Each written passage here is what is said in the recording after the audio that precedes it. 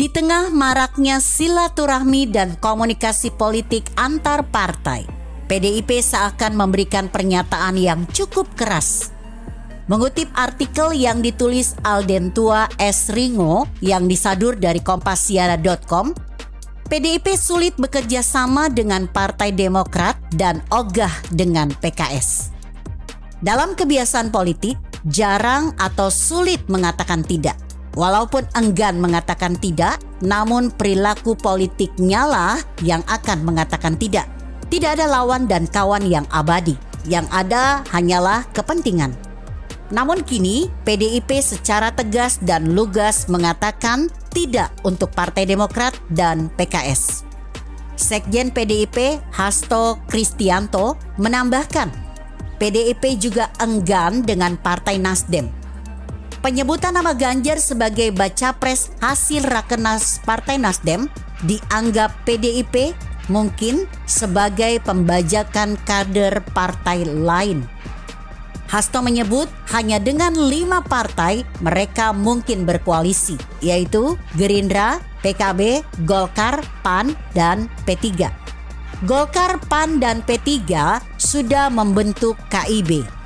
Apakah PDIP mau bergabung dengan KIB? Atau akan gabung dengan Gerindra PKB yang sudah hampir sepakat? Pernyataan Sekjen PDIP mendapat tanggapan keras dari Partai Demokrat. PDIP dituduh merampok wong cilik. Mungkin Partai Demokrat masih tersinggung dengan pernyataan tersebut. Namun memang harus dipahami bahwa PDIP dengan Demokrat masih sulit bekerja sama. Selama konflik dan perang dingin antara SBY dengan Megawati belum dituntaskan. Dengan PKS, masalah ideologi menjadi penghambat. Walaupun sama-sama bicara ideologi Pancasila, namun dalam pemahaman PDIP dan PKS berbeda. Apalagi PKS keras dengan ideologi Islam dan bersahabat dengan para tokoh garis keras yang dianggap radikalis. PDIP yang selama ini dituduh partai sombong dan kaku dalam berkomunikasi dengan partai lain berkata tegas, tidak ada kamuflase, semua harus jelas. Demikian sikap PDIP. Apakah sikap tegas PDIP ini akan mendorong Demokrat dan PKS akan merapat ke Partai Nasdem? Dengan Nasdem juga PDIP agak sulit berkolaborasi tahun 2024 ini.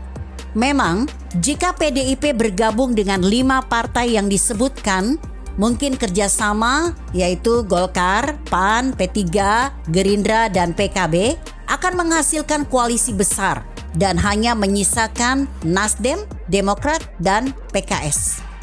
Apalagi jika calonnya Ganjar, maka kemenangan sudah dalam bayangan dan genggaman.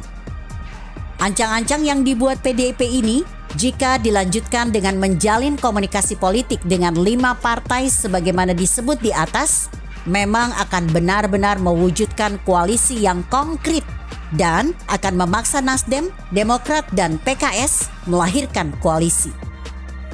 Sekarang masih saling menunggu, saling mengintip, dan mencari hari yang baik dan tepat untuk mengumumkan kesepakatan koalisi. PDIP belum bergerak. Partai lain seperti Nasdem, Demokrat, Gerindra, dan PKS sudah saling berkunjung dan berkomunikasi. Namun belum ada koalisi permanen menuju Pilpres 2024 kecuali KIB. Sikap PDIP yang disampaikan Sekjen PDIP bisa saja terasa sakit bagi Demokrat, PKS, dan Nasdem. Namun berterus terang jauh lebih baik daripada saling berkomunikasi namun dalam hati belum sepakat. Lebih baik menjaga jarak namun tetap saling menghormati daripada dekat tapi jauh di hati. Koalisi bukan tugas sesaat, namun membutuhkan saling pengertian dan saling mendukung untuk memenangkan baca pres yang akan diusung dalam Pilpres.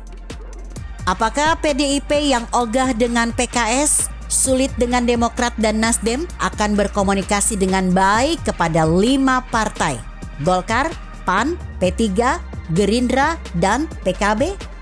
Apakah bisa mengakomodir baca pres dari kelima partai tersebut?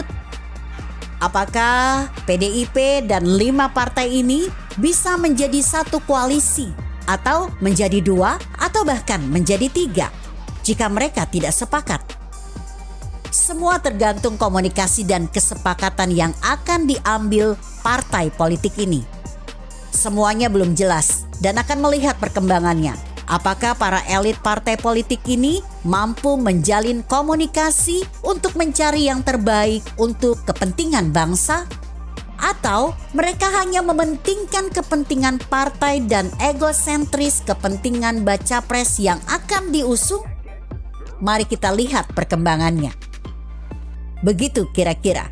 Bagaimana menurut Anda? Jika Anda berpendapat lain, tuliskan komentar Anda di bawah ini. Saya Emma, Karisma 90.